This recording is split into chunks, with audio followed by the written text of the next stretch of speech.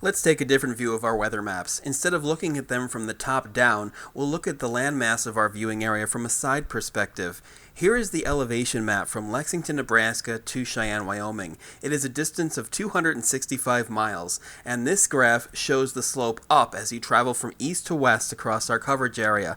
Lexington and North Platte are at elevations between 2,000 and 3,000 feet. Ogallala, Oshkosh, and Scottsbluff are at higher elevations between 3,000 and 4,000 feet, and there's a major slope up as you make your way out towards Cheyenne, which is about 6,100 feet. With this sloped terrain, when we get a westerly wind, air simply can't just move from west to east. It will be forced from a higher elevation to a lower elevation or will descend. The opposite is true for an easterly wind, which will push air from a lower elevation to a higher elevation, and although it may not seem like it, ascending and descending air play a major role in our everyday weather forecasting in this climate.